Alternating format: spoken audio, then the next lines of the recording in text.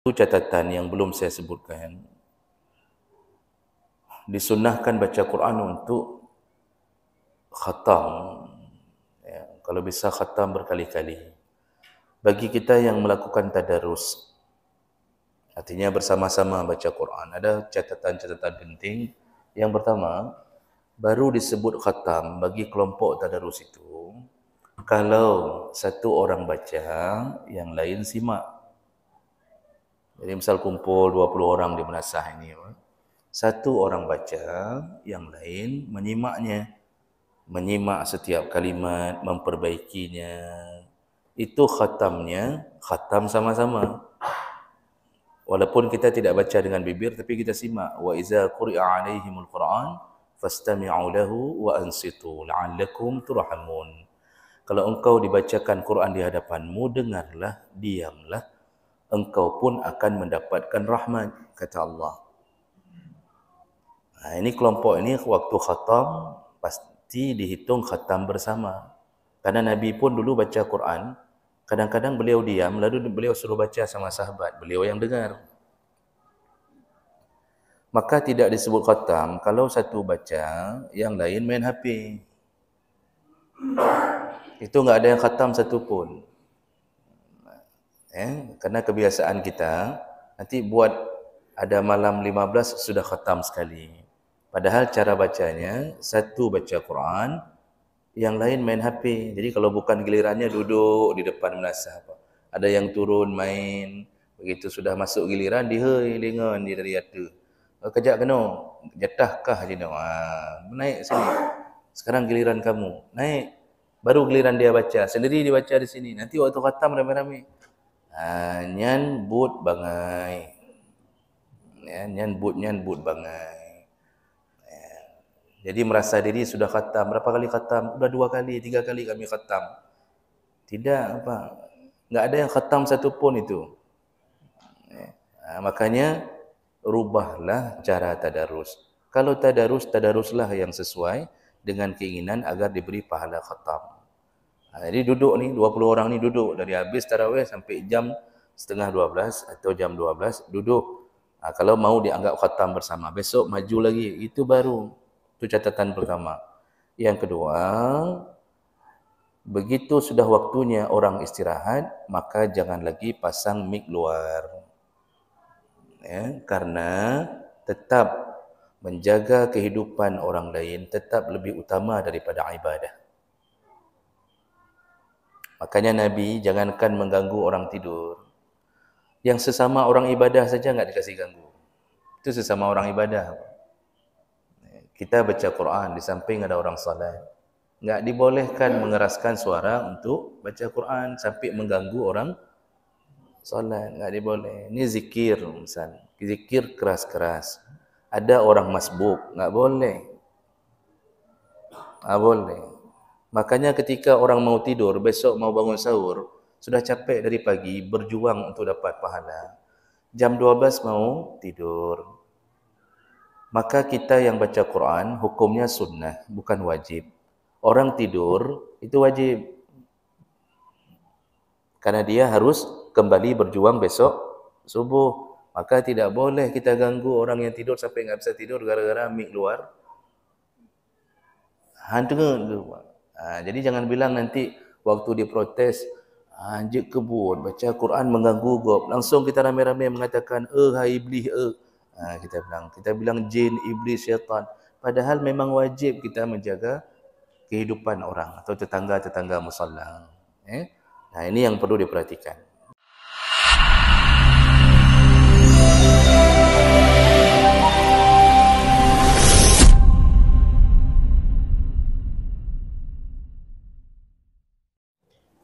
Assalamualaikum warahmatullahi wabarakatuh. Alhamdulillahirabbil alamin.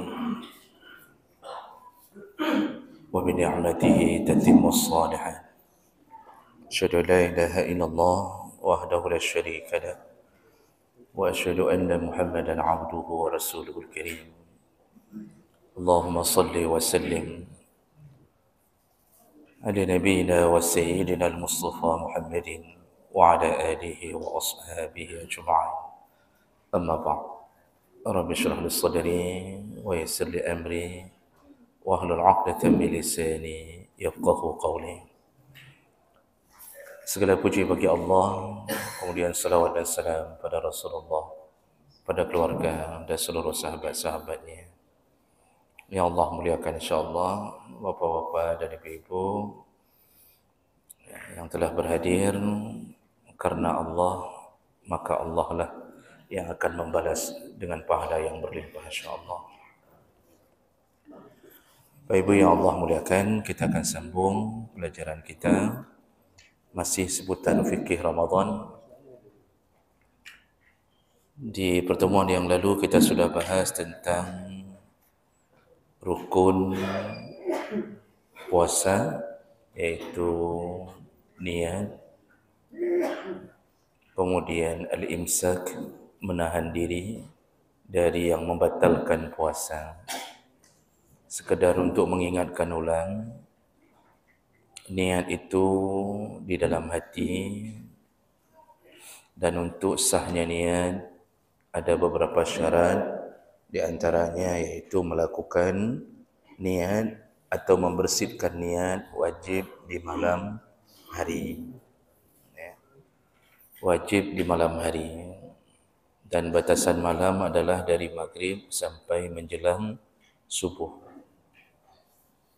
Barang siapa yang tidak berniat di malam hari, maka tidak sah puasa untuknya. Kemudian syarat kedua, harus dita'yinkan.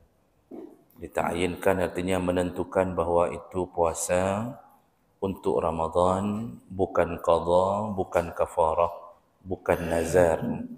Jadi puasa Ramadan untuk tahun ini.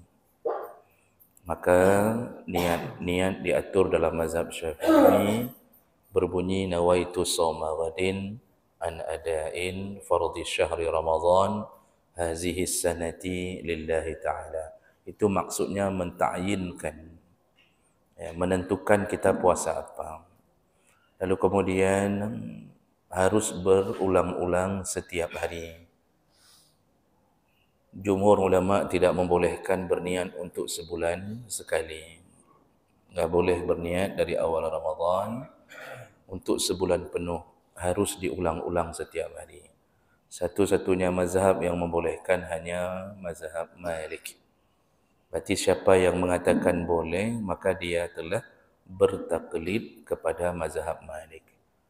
Jadi kalau ada guru-guru yang mengatakan bahawa boleh berniat untuk berjaga-jaga, takut-takut sesekali tertidur, maka itu telah bertaklid atau berpindah ke mazhab Malik. Mazhab Syafi'i tidak membolehkannya. Jadi berusahalah berniat setiap malam. Lalu kita kemudian sudah bahas tentang sunnah-sunnah dalam Ramadan. Ini patut dijaga untuk menyempurnakan puasa kita. Dimulai dari sahur, jadi bersahurlah, jangan sampai meninggalkan sahur.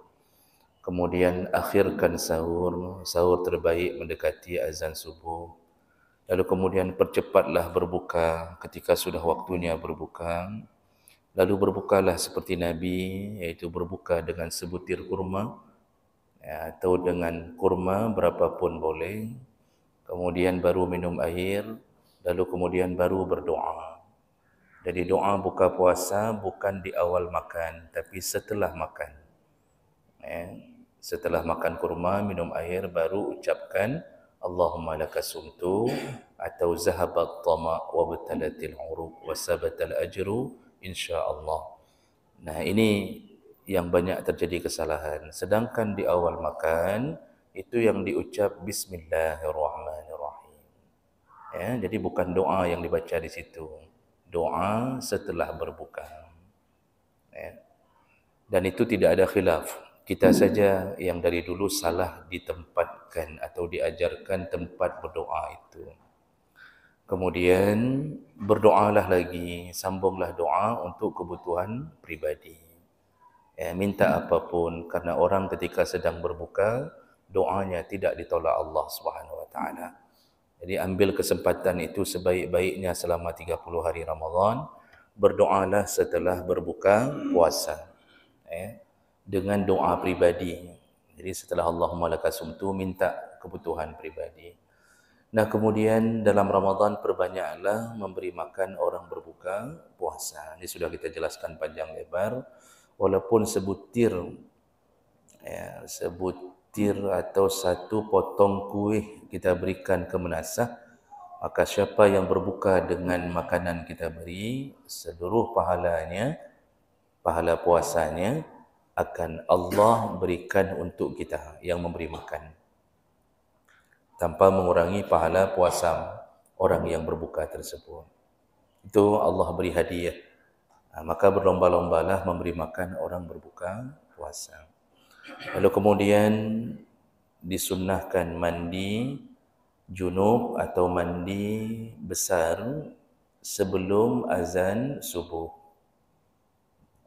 Sebenarnya mandi junub boleh setelah azan subuh karena dia hanya menjadi penghalang untuk salat. Tapi selama Ramadan berusahalah ketika imsak datang, iaitu ketika datangnya azan subuh, kita sudah dalam keadaan suci. Itu sunnahnya. Jadi jangan mandi setelah azan, mandilah sebelum azan. Bagi yang haid, suci dari haid atau berjunub. Kemudian perbanyaklah untuk melakukan kebaikan selama Ramadan. Banyak-banyak menuntut ilmu, membaca Quran,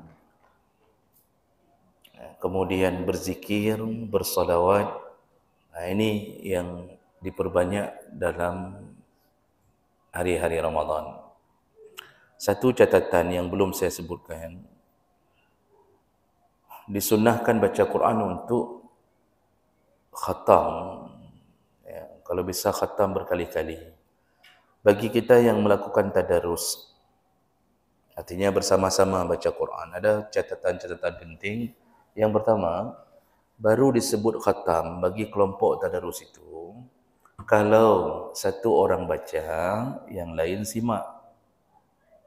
Jadi misal kumpul 20 orang di menasah ini, satu orang baca, yang lain menyimaknya. Menyimak setiap kalimat, memperbaikinya. Itu khatamnya, khatam sama-sama. Walaupun kita tidak baca dengan bibir, tapi kita simak. Wa iza quri'a 'alaihimul Qur'an fastami'u lahu wa ansitu la'allakum turhamun. Kalau engkau dibacakan Quran di hadapanmu, dengarlah, diamlah, engkau pun akan mendapatkan rahmat, kata Allah. Ini kelompok ini waktu khatam pasti dihitung khatam bersama. Karena Nabi pun dulu baca Quran, kadang-kadang beliau diam, lalu beliau suruh baca sama sahabat, beliau yang dengar. Maka tidak disebut khatam kalau satu baca, yang lain main HP. Itu enggak ada yang khatam satu pun. Karena kebiasaan kita, nanti buat ada malam 15 sudah khatam sekali. Padahal cara bacanya, satu baca Quran, yang lain main HP. Jadi kalau bukan gilirannya duduk di depan menasah. Ada yang turun main, begitu sudah masuk giliran, dihei dengan dia dari atas. Kejap kena, jatahkah je nak? Naik sini. Sekarang giliran kamu, naik. Baru giliran dia baca, sendiri dia baca di sini. Nanti waktu khatam ramai-ramai. Nyan but bangai. Nyan but bangai. Jadi merasa diri sudah khatam. Berapa kali khatam? Sudah 2 kali, 3 kali kami khatam. Tidak apa. Enggak ada yang khatam satu pun itu. Makanya rubahlah cara tadarus. Kalau tadarus, tadaruslah yang sesuai dengan keinginan agar diberi pahala khatam. Jadi duduk ni, 20 orang ni duduk dari habis tarawih sampai jam setengah 12 atau jam 12 duduk. Kalau mau dianggap khatam bersama, besok maju lagi. Itu baru. Itu catatan pertama. Yang kedua, begitu sudah waktunya orang istirahat, maka jangan lagi pasang mic luar. Karena tetap menjaga kehidupan orang lain tetap lebih utama daripada ibadah. Makanya Nabi jangankan mengganggu orang tidur. Yang sesama orang ibadah saja enggak dikasih ganggu. Itu sesama orang ibadah. kita baca Quran di samping ada orang salat. Enggak dibolehkan mengeraskan suara untuk baca Quran sampai mengganggu orang salat, enggak diboleh. Ini zikir misal, zikir keras-keras. Ada orang masbuk, enggak boleh. Enggak boleh. Makanya ketika orang mau tidur, besok mau bangun sahur, sudah capek dari pagi, berjuang untuk dapat pahala. Jam 12 mau tidur. Maka kita yang baca Quran, hukumnya sunnah, bukan wajib. Orang tidur, itu wajib. Karena dia harus kembali berjuang besok subuh. Maka tidak boleh kita ganggu orang yang tidur sampai enggak bisa tidur gara-gara mik luar. Jadi jangan bilang nanti waktu diprotes, anjir kebun, baca Quran mengganggu gob. Langsung kita ramai-ramai mengatakan, hai iblis, kita bilang jin, iblis, syaitan. Padahal memang wajib kita menjaga kehidupan orang atau tetangga-tetangga musalla. Nah, ini yang perlu diperhatikan. Baik. Jadi berjuanglah untuk bisa khatam secara bersama-sama tanpa mengganggu kehidupan orang lain yang ingin istirahat. Jadi jam-jam 12 tu sudah ganti mic, pakai mic dalam saja. Jangan lagi pakai mic luar. Baik. Sudah. Jadi itu seputar, satu lagi Bapak, mohon maaf, ada yang tertinggal kemarin lagi. Satu lagi disunnahkan i'tikaf di 10 terakhir Ramadan. Sunnah. I'tikaf itu bukan wajib. Sunnah. Ini diutamakan di masjid yang ada Jumat. Itu yang lebih utama.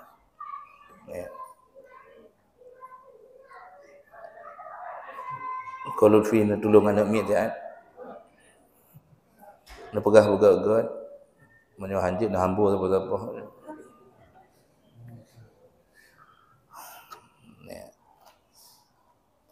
Jadi i'tikaf itu sunnah, diutamakan di masjid yang ada Jumatnya, begitu. Dalam fikih begitu. Namun bukan bermakna tidak disebut i'tikaf kalau di masjid-masjid kecil seperti ini. Jadi selain daripada masjid jami', masjid jami' itu masjid yang ada Jumat, maka masjid-masjid yang bukan jami', yang tidak mendirikan Jumat, tapi salat 5 waktu jalan, itu sah i'tikaf di dalamnya. Maka kita ini sah i'tikaf di sini, Pak. Namun kalau disuruh pilih yang ada Jumat lebih utama. Bukan enggak sah di sini. Dan jadi boleh i'tikaf di sini. Dan disunnahkan 10 terakhir itu karena berhubungan dengan sesuatu yang datang yang membawa pahala maha dahsyat, yaitu Lailatul Qadar. Lailatul Qadar itu malam yang Allah akan menghitung pahalanya bagi yang berada di malam itu mencarinya, yaitu dengan imbalan 1000 bulan atau 83 tahun 4 bulan. Barang siapa yang di malam Lailatul Qadar sempat membaca Quran, maka dihitung pahala membaca Quran seperti membaca Quran 83 tahun lamanya. Itu pahalanya. Barang siapa yang sempat salat sunnah di malam itu, maka pahalanya seperti salat sunnah tarawih 83 tahun 4 bulan. Barang siapa yang di malam itu sempat bersedekah, maka pahala sedekahnya seperti bersedekah 1000 bulan. Itu hadiah dari Allah tentang kemuliaan Lailatul Qadar. Makanya disuruh kejar. I'tikaf bukan satu-satunya jalan mendapatkan Lailatul Qadar. Cuma i'tikaf jalan termudah mendapatkan Lailatul Qadar. Karena dengan i'tikaf, kita otomatis kena itu. Oh, tidur rupanya di masjid. I'tikaf tapi tidur. Pasang sajadah tertidur. Maka paling kurang dapat pahala beriktikaf 83 tahun lamanya. Itu kemuliaan Allah beri. Disebut qadrun itu punya dua makna. Qadrun bermakna menentukan, juga qadrun bermakna sempit. Qadrun menjadi malam penentu, menjadi malam yang paling mulia. Sempit artinya malaikat turun di malam itu memenuhi langit dunia. Sampai Nabi mengatakan, seandainya engkau bisa melihat para malaikat, maka tidak ada tempat sujud untuk kita. Saking penuhnya malaikat di langit dunia. Penuh Pak, sampai sempit dunia. Sayangnya kita tidak lihat, maka disuruh iman, disuruh percaya. Nabi bisa lihat. Allah sudah kasih tahu, tanazzalul malaikatu warruh. Malam itu malaikat dan Jibril langsung di bawah pimpinan Jibril turun ke langit dunia. Mencari apa? Mencari orang yang mencari Allah Subhanahu wa taala. Maka enggak berlaku Lailatul Qadar sesuka-suka kita. Bagi yang tidak mencari, enggak dapat Pak. Walaupun malam itu Lailatul Qadar, dia enggak mencari Allah. Dia duduk di kedai kopi, enggak ada rencana berjuang untuk mendapatkan pahala. Maka tidak dapat pahala seperti meminum kopi 83 tahun lamanya. Tidak ada itu. Dia enggak dapat apa-apa. Yang duduk bercengkrama di balik, enggak ada perjuangan. Jangan fikir semua yang malam itu enggak tidur dapat pahala, tidak. Hanya yang mencari Allah Subhanahu wa taala. Jadi ciri-cirinya tidak ada yang bisa dideteksi dengan detail. Ciri umum Allah Subhanahu wa taala menyebutkan salamun hiya hatta matla'il fajr. Ya, malam itu salam, tenang, ketenangan sampai menjelang fajar. Ya, sampai menjelang fajar. Nah, tenang ini dikuatkan dengan hadis Nabi, ciri-ciri Lailatul Qadar, malam itu terasa hening, tenang, lalu kemudian paginya matahari keluar dalam keadaan malas. Jadi tidak terlalu terik, tidak bersinar terlalu kuat. Yang jadi masalah, kemarin pun begitu keluarnya, hari ini pun begitu keluarnya, besok pun begitu keluarnya. Sehingga kita bingung sendiri yang betul yang mana ni malam Lailatul Qadar. Makanya tidak disuruh cari-cari waktu. Berjuang saja dari 10 terakhir, insya-Allah pasti mendapatkan kemuliaan itu. Tapi kita yang salat maghrib, salat isya, salat tarawih, itu sudah pasti dapat, Pak. Jadi ada satu kesalahfahaman orang, mengira Lailatul Qadar itu berkelebat seperti bayangan, kayak roket lewat, Pak. Lewat. So kenang-kenang ni kedih. Enggak begitu. Coba baca tafsir surat Al-Qadar. Para ulama enggak mengatakan bahawa dia berkelebat begitu saja, melintas, tidak. Seperti bintang jatuh, siapa yang lihat dapat, yang enggak lihat enggak dapat. Enggak begitu, Pak. Disebut Lailah. Jadi Quran itu kan diturunkan dengan bahasa Arab. Semua makna itu memang disengajakan Allah agar orang-orang Arab ini tahu maksud Allah. Maka muncullah tafsir. Karena yang punya bahasa orang Arab, yang paling faham ya orang Arab itu. Kalau seandainya Quran turunkan bahasa Aceh, maka yang paling faham adalah orang Aceh. Maka kalimat Lailah, inna anzalnahu fi lailatul qadri. Kalimat Lailah dalam bahasa Arab itu bermakna malam dimulai dari terbenamnya matahari sampai menjelang subuh. Itu disebut Lailah. Maka Lailatul Qadar itu bukan lewat melintas, tetapi sepanjang malam itu Lailatul Qadar. Jadi nanti ada yang mengira begini, Lailatul Qadar itu terjadinya di tengah malam. Enggak, Pak. Allah enggak menyebutkan tentang kalimat di tengah malam. Kalau Allah ingin mengatakan tengah malam, Allah akan memakai kalimat atau tambahan huruf min. Contoh, wa minal laili fatahajjad bihi nafilatan lak.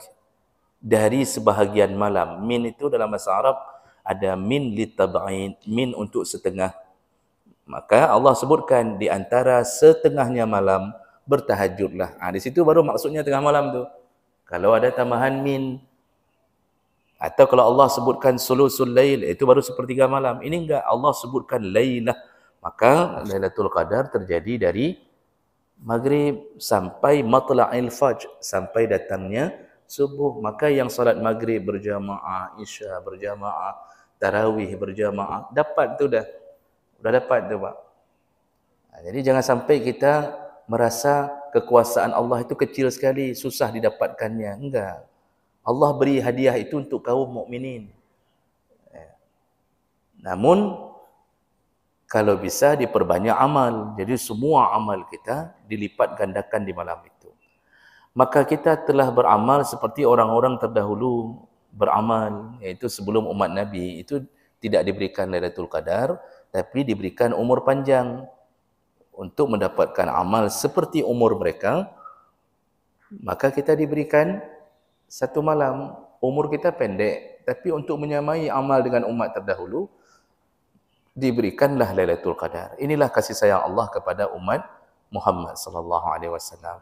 Umurnya pendek, tapi amalnya seperti orang-orang terdahulu. Umur Nabi Nuh 1000, ada khilaf dalam tafsir. 950 tahun itu masa beliau naik kapal setelah selesai dakwah.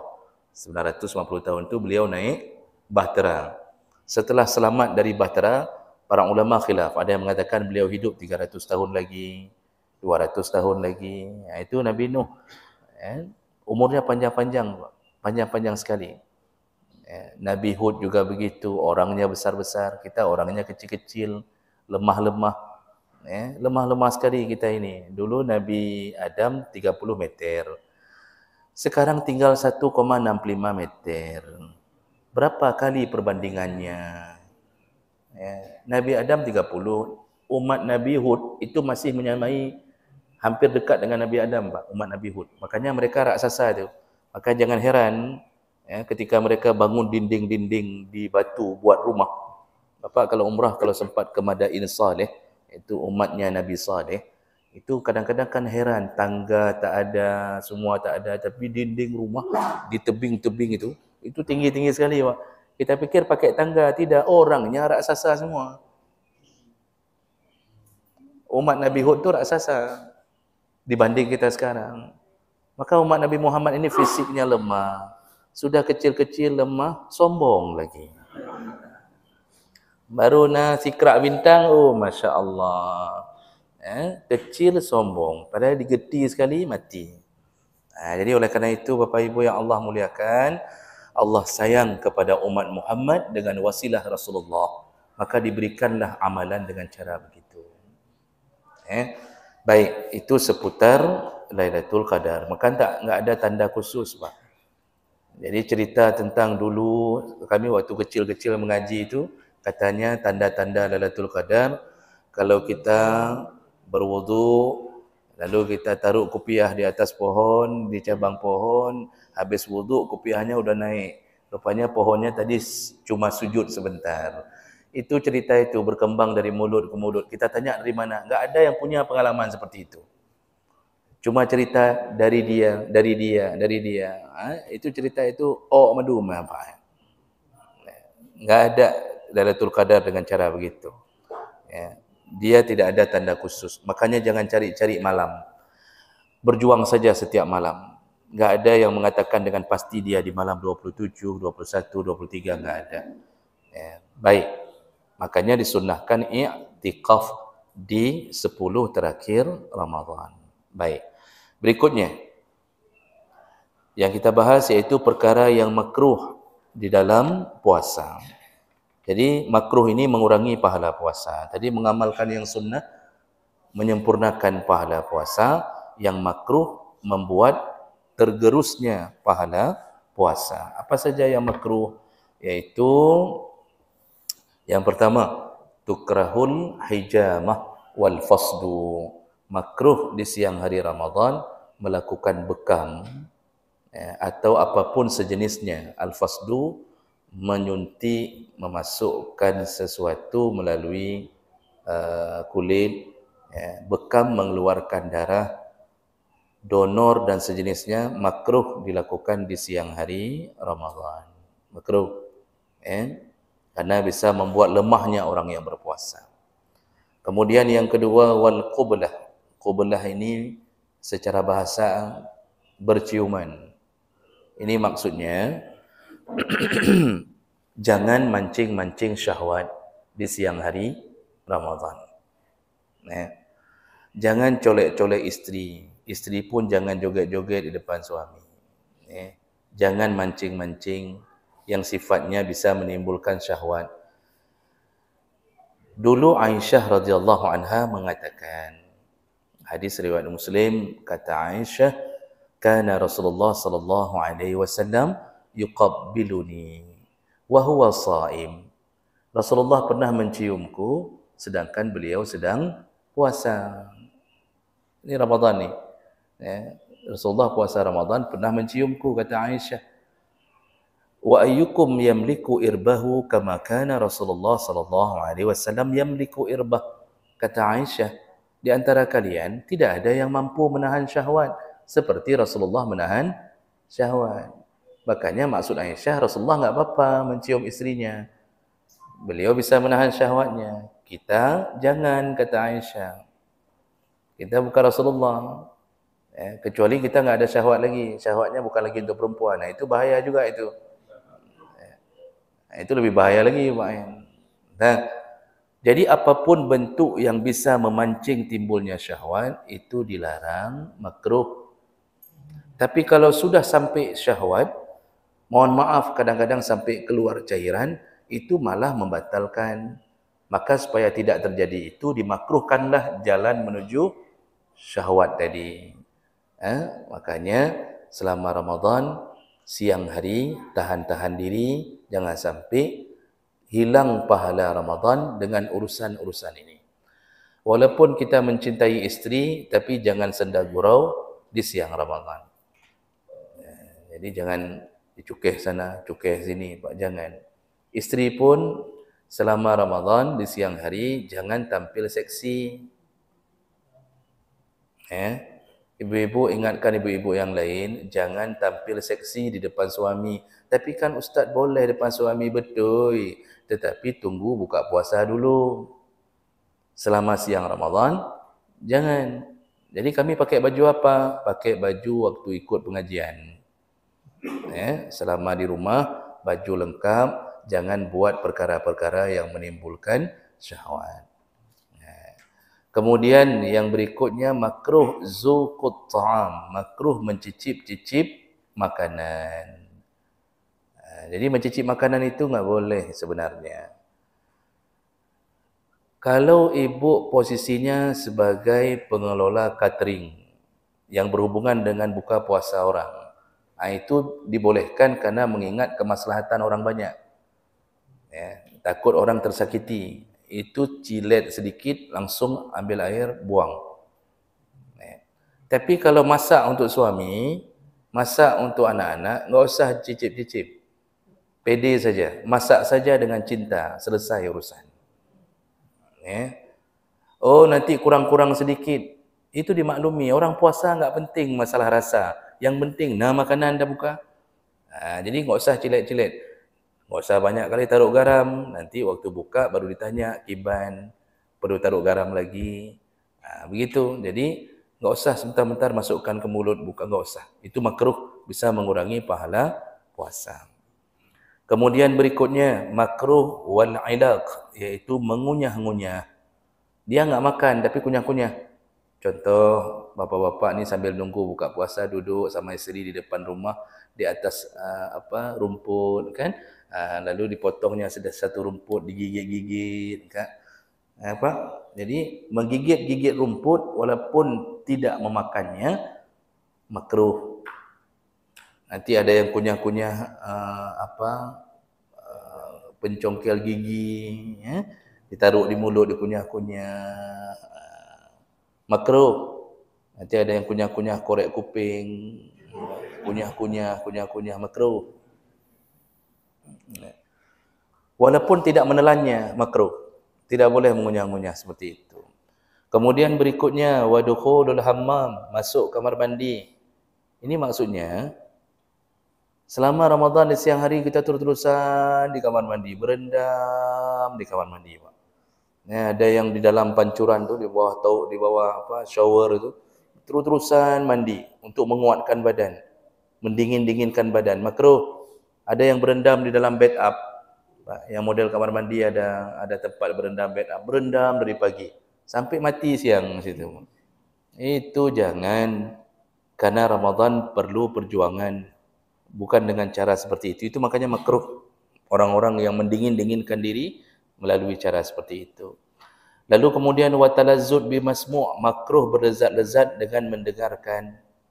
Maksudnya jangan sepanjang Ramadan dengar musik itu terusan. Kalau dengar Quran okey. Ini talazzud ini berlezat-lezat dengan mendengar yang tidak bermanfaat. Jadi dengar musik, putar musik dangdut dari pagi sampai buka puasa. Makruh. Wa mubsir, makruh berlezat-lezat dengan melihat. Maksudnya seperti nonton. Ada yang merencanakan nonton sinetron.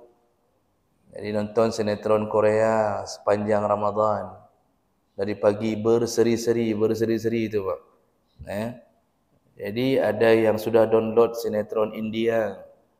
Jadi nonton sepanjang Ramadan. Itu makruh. Bisa membuat kehilangan pahala. Nah kemudian wa mashmum, makruh hukumnya menghirup-hirup aroma ar-raihan seperti minyak wangi. Jadi terus-terusan minyak wangi dihirup-hirup untuk menenangkan puasanya. Itu makruh. Maka makruh juga kalau menghirup-hirup minyak kayu putih terus-terusan tanpa sebab, hanya untuk meringankan puasanya. Makruh. Kecuali sakit kepala, maka baru dibolehkan. Kemudian makruh hukumnya asyiwak ba'da zawal. Makruh melakukan sikat gigi setelah zawal, iaitu setelah tergelincir matahari. Jadi dari waktu duhur ke atas itu jangan sikat gigi lagi. Wuduk untuk duhur jangan sikat gigi lagi. Kenapa begitu? Karena dikhawatirkan gusi telah terlalu kering akan mengeluarkan darah sensitif.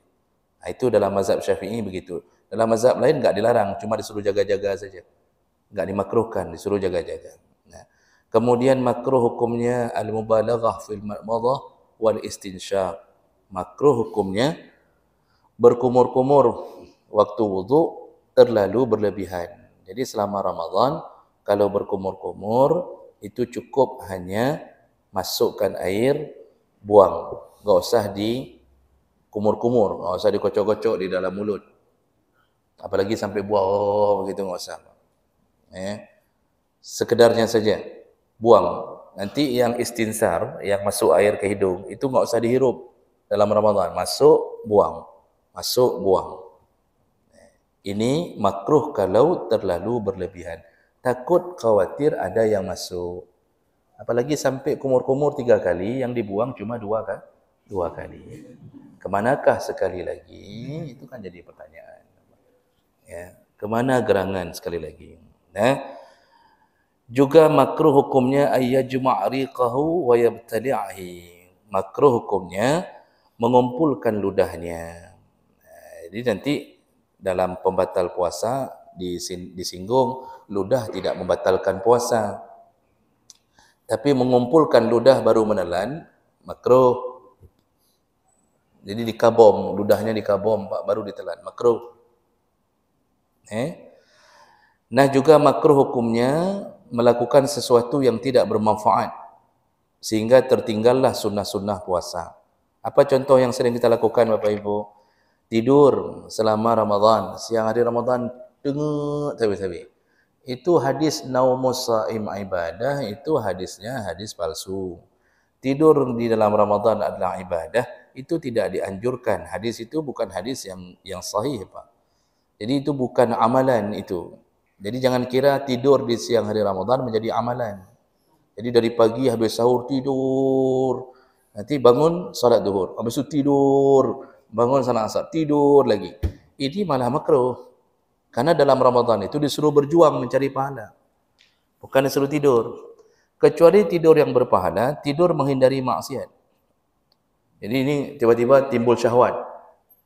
Timbul syahwat.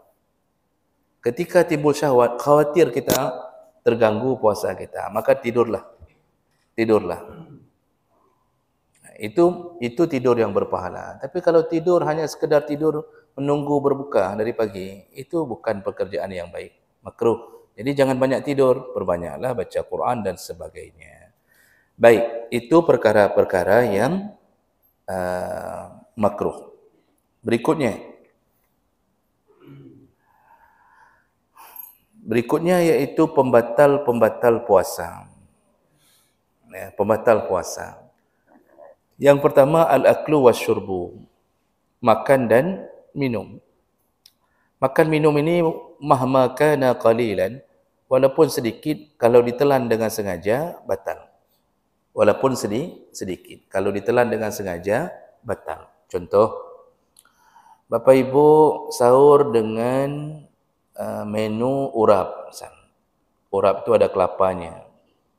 Rupanya kelapa itu terselip di sela gigi. Keluarnya jam 10 pagi. Keluar dia jam 10 pagi. Begitu keluar, sebutir kelapa itu kita telan. Kan enggak mengenyangkan, tapi batal. Apapun yang ditelan, walaupun sedikit, kalau ditelan sengaja, batal. Jadi ya dibuanglah. Kecuali keluarnya pas sudah sampai di tenggorokan. Pas keluar di tenggorokan, enggak bisa dikeluarkan lagi. Kita pun enggak bisa lagi. Di saat itu tertelan, termaafkan, tidak membatalkan. Jadi makan minum yang batal adalah yang disengaja. Maka yang tidak disengaja tidak batal. Rasulullah mengatakan, "Wa man nasiya wa huwa shaim." Barang siapa yang sedang puasa lupa bahwa dia sedang puasa, fa akala aw syariba, lalu dia makan dan minum tidak sadar, falyutimma saumah, maka sempurnakanlah puasanya ketika dia sudah teringat. Berhenti, lalu kemudian sempurnakan, sambung puasanya. Fa innama at'amahu Allah wa saqahu, maka dia lupa itu dia telah diberi makan dan minum oleh Allah. Jadi orang-orang yang lupa di siang Ramadan itu tamu Allah, dijamu oleh Allah. Saya sudah nunggu berpuluh tahun supaya jadi tamu Allah di siang Ramadan. Enggak sekalipun dipanggil Allah, Pak. Ya. Saya ingin merasakan sekali-sekali kayak mana rasanya makan di siang-siang Ramadan kan. Tapi enggak dapat sampai hari ini, Pak. Ya, maka enggak pernah dijadikan tamu oleh Allah di siang hari Ramadan. Tapi bagi mereka yang lupa, misalnya ibu lupa, ibu makan di hari 1 Ramadan. Mungkin dia berfikir itu 1 Syawal. Makan. Diingatkan oleh anak, mak kok makan? Ketika diingatkan mak kok makan, ini yang di dalam tangan mau diam, itu berhenti. Tapi mak kok makan? Iya ya, kenapa mama makan? Sekali lagi, langsung batal. Langsung batal. Berhenti, Pak. Jatuhkan. Kalau belum ditelan yang di mulut, buang. Makanya begitu berhenti, selesai di situ. Jangan sambung lagi makannya. Yang jadi masalah adalah kebetulan makanan itu memudaratkan kita pas berhenti. Kita makan ayam geprek, cabai level 7. Kemudian ayam tersangkut, Pak, setengah keluar, setengah ke dalam tenggorokan. Pas diingatkan, maunya kan buat MOU dulu, bang kalau ingatkanlah saya habis minum, jangan kayak gini. Ini kayak mana ini, Pak? Nggak mungkin kita nggak minum. Nah, para ulama sepakat mengatakan dibolehkan meminum seteguk sekedar melepaskan yang tersangkut ini. Minuman teguk kedua batal puasa. Maka nggak boleh minum 1 gelas. Ya. Sedikit minum melepaskan ini, sudah lepas selesai. Sambung lagi puasanya. Jadi itu dibolehkan. Nah, bagaimana hukumnya menelan ludah? Ini urusan makan minum. Sekarang kita menelan ludah. Ludah tidak membatalkan puasa. Yang pertama, ludah itu bukan makan minum, itu enzim. Yang kedua, susahnya menjaga ludah. Dia keluar terus-terusan. Maka dibolehkan menelan ludah. Ludah baru bisa membatalkan puasa kalau terjadi 2 perkara. Yang pertama, kalau ludah itu telah keluar dari bibir. Bapak tidur siang, mences, ini keluar nih siang. Pas bangun dihirup lagi nih, batal. Atau kita meludah, pas meludah masih ada sisa ludah di sini. Kita telan, batal. Jadi yang keluar dari bibir baru batal. Kalau tidak keluar dari bibir, telan saja. Dan dalam kitab-kitab klasik, kitab kuning, itu sampai diberi contoh, kalau seorang ibu ingin memasukkan benang ke dalam jarum, enggak bisa masuk, maka dia menghisap, dia isap benangnya untuk dibasahkan. Habis dia isap, dia masukkan ke jarum, belum masuk juga. Diisap lagi kali kedua. Padahal waktu diisap kali kedua, sudah ada ludahnya yang pertama di benang. Ya. Begitu diisap kali kedua, ludah pertama masuk, tertelan, batallah puasanya. Karena ludah itu sudah keluar dari bibir. Begitu dicontohkan dalam kitab-kitab kuning. Nah, makanya dalam Ramadan jangan mempersulit diri membuang-buang ludah sebentar-bentar, jangan. Sampai di teras rumah kita penuh dengan ludah. Tai ayam pun enggak ada tempat. Karena penuh dengan ludah kita. Jadi ayam datang biasanya duduk ke rumah tu. Duduk manuk, ada tempat ni selama puasa, habis abah enggaknya. Itu enggak perlu, Pak. Telan saja ludah. Kalau dikabom, dikumpul makruh.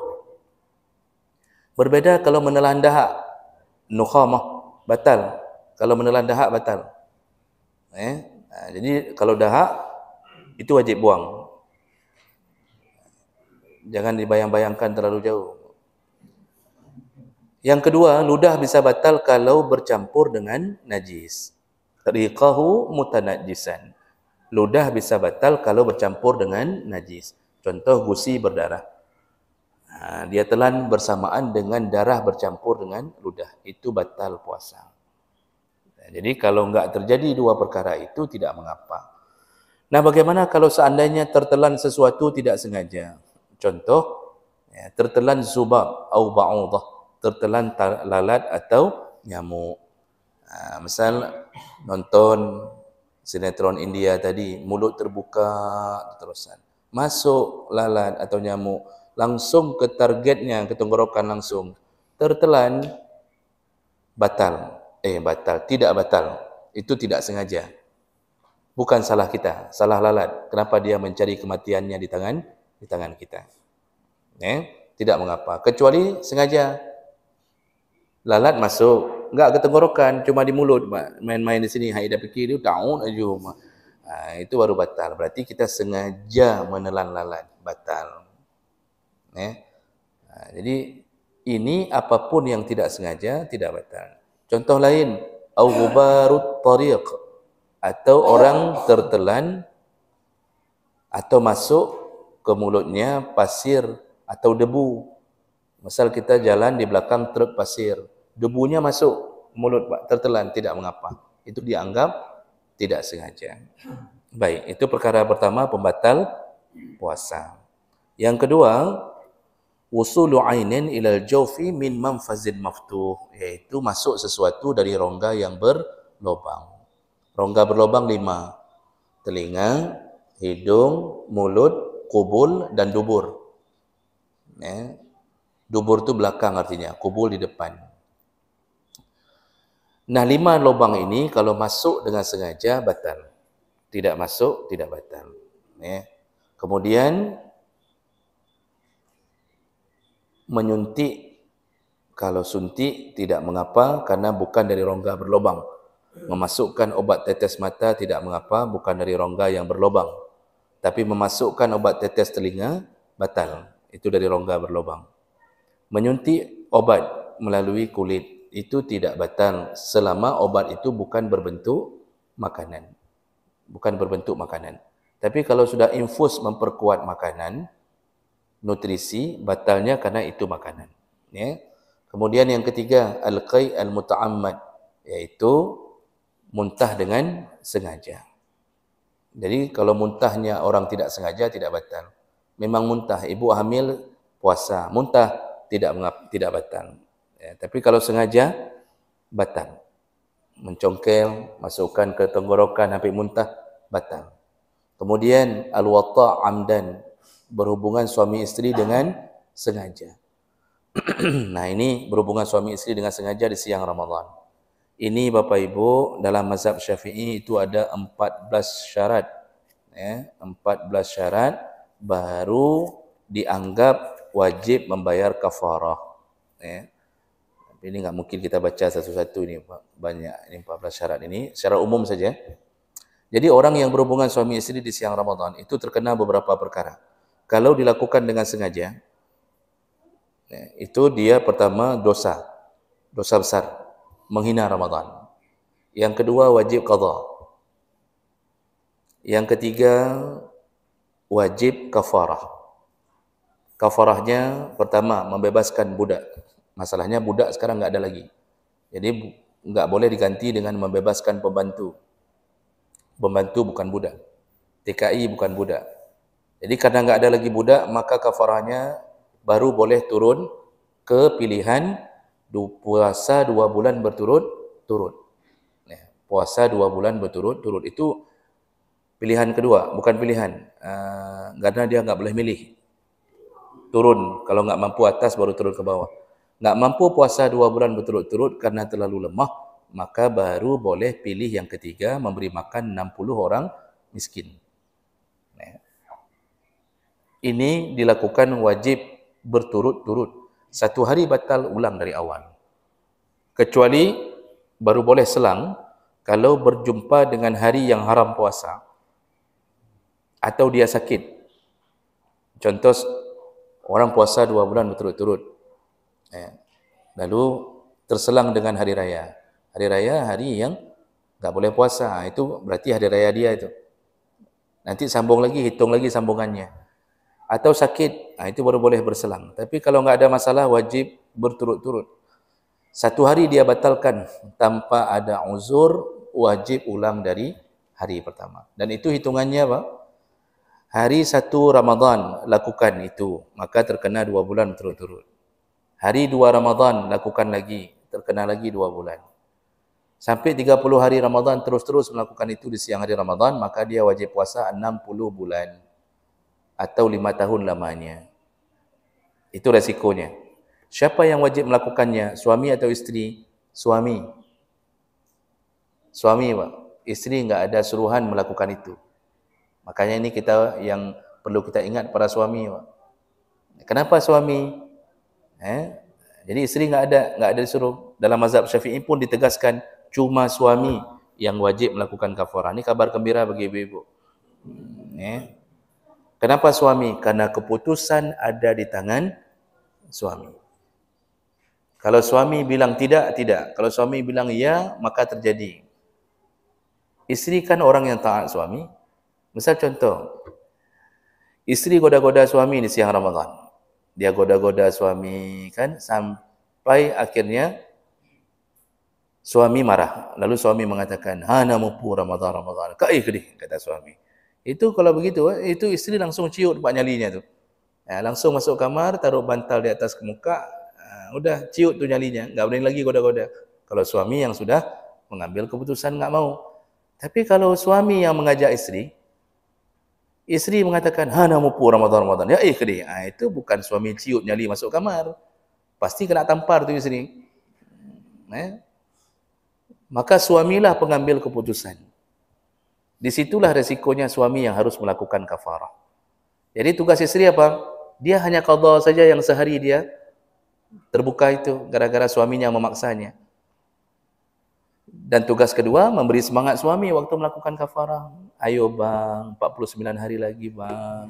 Abang nanti malam mau dibuat air timun apa, pakai air kelapa apa. Semangat ya bang, masih 4 tahun 9 bulan lagi abang puasa. Kayak gitu aja. Kasih semangat suaminya untuk melanjutkan kafarah itu. Dan enggak boleh pindah memberi makan Pak, selama masih sanggup. Enggak boleh. Nah, ini resiko. Nah, sekarang pertanyaannya, bagaimana dengan yang Bapak pernah dengarkan, Ibu pernah dengarkan, sengaja berbuka lebih dahulu untuk melakukan itu? Sengaja berbuka lebih dahulu. Jadi, buka puasa dulu, baru lakukan itu. Yang pasti, kalau buka puasa dengan sengaja, dia dosa besar. Saking besar dosanya, sengaja buka puasa tanpa sebab, Nabi mengatakan sehari dia berbuka tanpa sebab, walaupun 1000 hari dia ganti, belum meredam kemarahan Allah kepadanya. Itu saking besarnya orang yang berbuka puasa tanpa sebab. Apalagi yang enggak puasa. Karena ini kewajiban. Nah, sekarang ada yang mengatakan, kalau mau melakukan hubungan suami isteri siang Ramadan, buka puasa dulu. Supaya enggak kena kafarah. Berarti dia puasanya, melakukannya bukan dalam keadaan sedang berpuasa. Ini terjadi perbedaan pandangan. Apakah kena kafarah atau tidak? Menurut mazhab Syafi'i enggak kena. Karena dia bukan orang yang wajib, dia bukan orang yang sedang berpuasa, tapi dosa besar. Tapi menurut jumhur ulama, walaupun dia buka puasa dengan sengaja, jadi buka puasanya untuk melakukan itu. Jumhur ulama Hanafi, Maliki, Hambali mengatakan tetap kena kafarah. Tetap kena kafarah. Karena dia hanya mengolah saja, diolah saja. Tujuannya sebenarnya ingin melakukan itu. Malah dia berbuka untuk melakukannya. Tetap kena kafarah puasa 2 bulan berturut-turut. Kalau saya ditanya, saya lebih memilih pandangan jumhur ulama. Karena kalau saya jawab dengan pandangan mazhab Syafi'i, orang akan mulai meremehkan urusan itu. Atau kena pebut, buka puasa eleh, enggak apa-apa, buka puasa. Sehingga orang terjatuh ke dalam menghinakan Ramadan. Jadi sudah dibuat jadi main-main Ramadan. Asal mau melakukan buka puasa, buka puasa. Walaupun benar dalam mazhab Syafi'i enggak kena kafarah. Dalam mazhab lain kena kafarah. Tapi saya lebih cenderung memilih pandangan jumhur ulama dalam masalah ini. Jadi Bapak Ibu yang Allah muliakan, itu pembatal puasa terjadi hubungan suami isteri. Kemudian yang berikutnya istimna. Istimna itu istikhraj al-mani bi mubasyarati takbir. Itu mengeluarkan cairan sperma di siang hari Ramadan. Ya. Lalu kita melakukan penyebab keluarnya cairan itu. Apakah tadi dengan senda gurau, atau mohon maaf kadang-kadang disebut dengan bahasa modern, masturbasi, onani, itu semua batal puasa. Sekarang timbul masalah baru. Bagaimana hukumnya kalau tidak sengaja di siang hari Ramadan mimpi basah? Ya, tidur tiba-tiba mimpi basah. Mimpi basah ini cenderungannya pada laki-laki, tapi bukan bermakna perempuan tidak ada mimpi basah. Mimpi basah itu menjadi penyebab tanda baligh pertama bagi laki-laki. Tapi bukan bermakna mimpi basah selalu menjadi tanda baligh. Karena secara medis, ini para dokter yang lebih tahu, ahli kesehatan, kalau kantung sperma sudah penuh, itu supaya tidak jadi penyakit, Allah buat mimpi basah supaya keluar. Makanya itu tidak membatalkan puasa. Kalau mimpi basah di siang hari, tidak membatalkan puasa. Cukup hanya mandi junub, lalu sambung puasanya. Karena junub bukan menjadi pembatal puasa. Bolehkah kita mandi? Bolehkah kita menunda mandi di pagi hari Ramadan? Jadi enggak mandi dulu. Ya, sampai imsak enggak mandi, boleh. Cuma makruh saja. Seandainya enggak ada solat subuh, enggak ada solat zuhur, enggak mandi-mandi pun enggak mengapa. Seandainya begitu. Baik. Berikutnya al-haid wan nifas. Haid dan nifas menjadi pembatal puasa. Ibu-ibu 5 menit sebelum berbuka, ibu ada haid, langsung batal puasanya. Kemudian al-junun war riddah, yaitu gila dan murtad. Siang hari Ramadan gila, itu batal. Riddah, murtad. Boleh dengan hati, boleh dengan bibir. Murtad di siang Ramadan, batallah puasanya. Baik, itulah pembatal-pembatal puasa. Berarti nanti tinggal tersisa kita bahas. InsyaAllah sekali lagi kita bertemu Sabtu yang akan datang insyaAllah. Kalau tidak ada halangan apa-apa, itu kita akan bahas tentang orang-orang yang boleh membatalkan atau tidak puasa. Saya berhenti di sini Bapak, ada waktu 5 menit.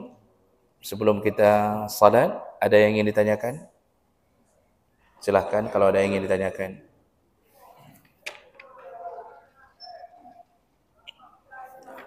Tidak ada Pak ya? Baik. Ibu-ibu ada? Oh ada Pak. Silakan Pak Eril.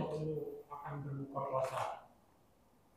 Misalkan di musola ini kita berada duduk, jadi kita mendengar suara apa di masjid itu kan berbeda-beda waktu berbukanya.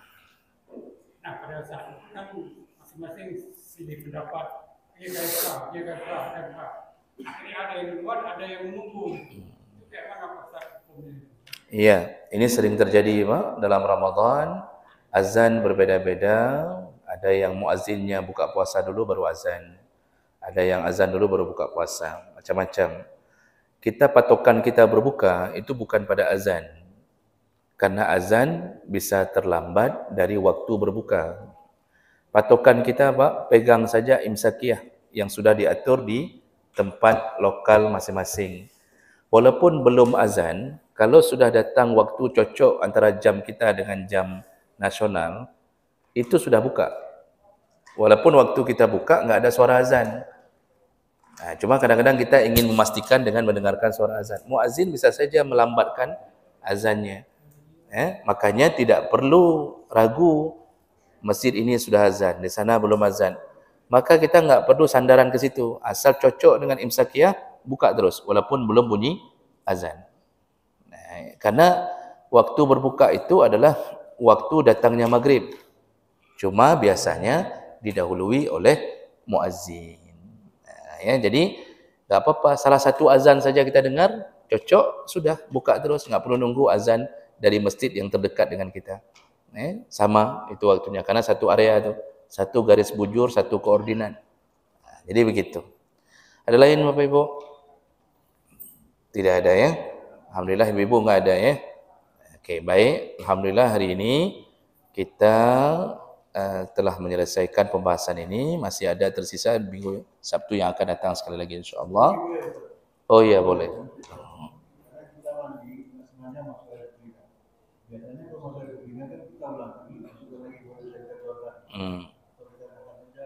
Baik. Kalau kita mandi tidak sengaja masuk air ke telinga, batalkah? Tidak. Kecuali kita sengaja mandi untuk mendingin-dinginkan badan. Kayak tadi berendam, masuk itu batal karena kita sengaja mandi untuk berdingin-dingin. Tapi kalau mandi memang pada waktunya, masuk air ke telinga tidak batal. Kalau masuk air ke telinga, jangan dimasukkan sekali lagi untuk mancing. Di saat kita pancing air yang pertama lah di situ batal. Ini dah masuk nih, kan kita dari kecil diajarkan masukkan lagi supaya memancing. Jangan Pak, di situlah batalnya. Jadi kayak mana? Ya sudah sabarlah. Ya, sabar sampai berbuka. Waktu berbuka masukkan air 1 gelas. Ya, jadi bahit tebit, gelinyung, bah mandu tebit. Itu silahkan.